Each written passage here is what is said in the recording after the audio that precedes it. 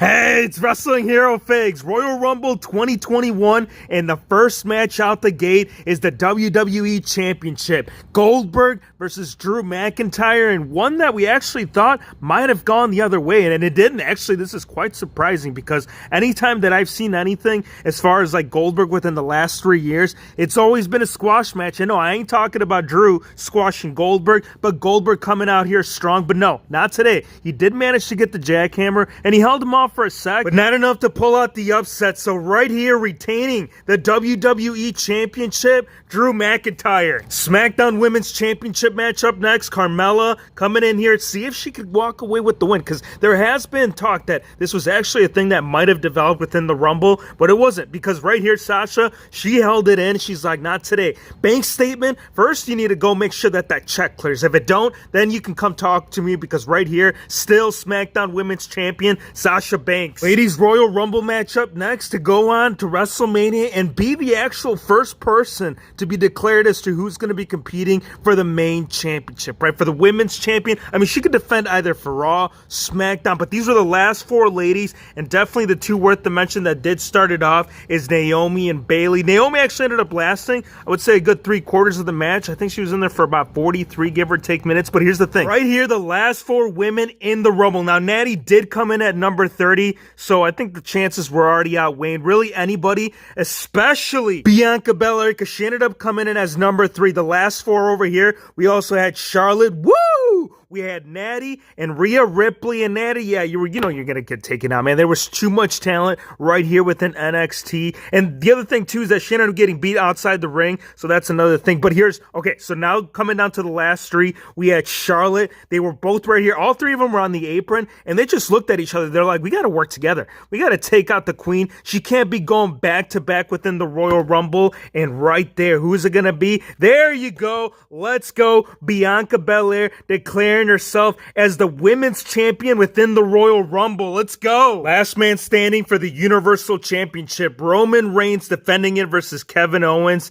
And this is going to take place literally everywhere. It can go to your grandma's backyard. You can even have a little porch picnic and invite all the friends over while during this match is going on. But no, it actually ended up in the crowd. If there was such a thing, Hero Fix, there's no more crowd. There's nothing but a bunch of monitors. They actually managed to get up to the second. I'm talking about at least 20 feet up in the air. And then Big Dog over here ended up tossing him right through the table. And there goes the count. 1, 2. It got all the way up to 9. But KO still stood up. They actually ended up going backstage. And this is where it got interesting, man. Like, this is the point in time where that AEW shopping cart, or not the shopping cart, but the golf cart needs to come out sooner than later, because that's what Roman ended up using. He grabbed the golf cart, ran him over, ended up breaking through the glass. And again, all the way up to 9, but still KO ended up fighting it. And a fight back, man. I'm telling you, this came out of left field because he ended up putting him through a couple of tables. He ended up doing this nasty swanton bomb from the top of the forklift, landing right onto the Big Dog.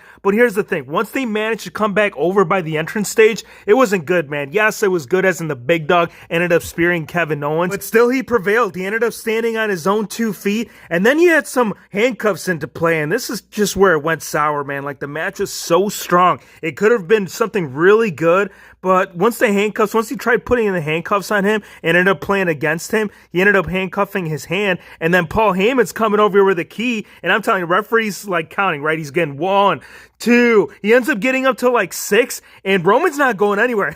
Like, the guy is still trapped in the handcuffs. So the referee just stops it. He says, hold on, we ain't going anywhere with it. And that was just a bad outcome, because from right there, Kevin Owens is like, hold on, if that wasn't a bad finish, let's go ahead and add to it. Just go ahead and lock me in the guillotine, man. That was terrible. That wasn't supposed to play out that way, and it didn't, because again, right here, he still retained the Universal Championship. Game time, Men's Royal Rumble, 30 competitors down to the last 4, and definitely one worth noting, Matt Riddle. He was also in the last 5, but it was a little bit too much once Rollins ended up coming in here as number 30. Or was it Braun Strowman? It was Braun one.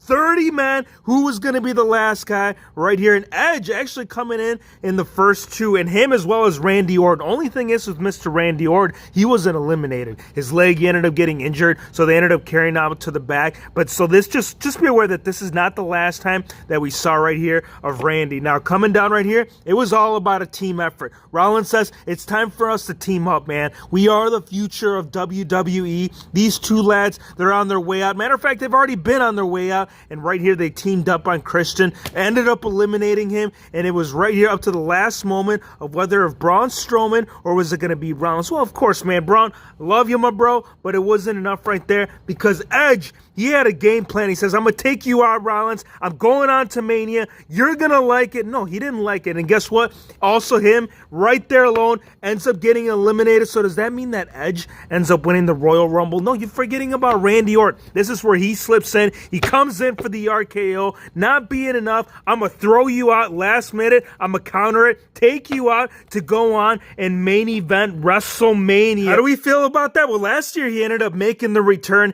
in the Royal Rumble, so it was only right that the story continued, and you know this match. All right, so we got the tiebreaker, Randy Orton, the feud. Does it still live in, or is it going to be competing? Is he going to be going on to SmackDown? Let me know in the comments if you would think he would be more ideal to take on Roman Reigns or maybe Drew McIntyre. Now, that is assuming, keep in mind, because this is for a match at WrestleMania, that is assuming that they retain. Either way, man, I'm all in. It's always nice to see a returning legend, especially a man of this stature right here, such as Edge, executing the win. Give me your thoughts. Let me know how you guys feel about the Rumble. Do you guys like the fact that Edge ended up picking this up, or should have been Braun? Should have been Seth Rollins, or maybe the bro? Either way, man, want to drop a like if you guys did enjoy the content. I want to thank you guys for watching.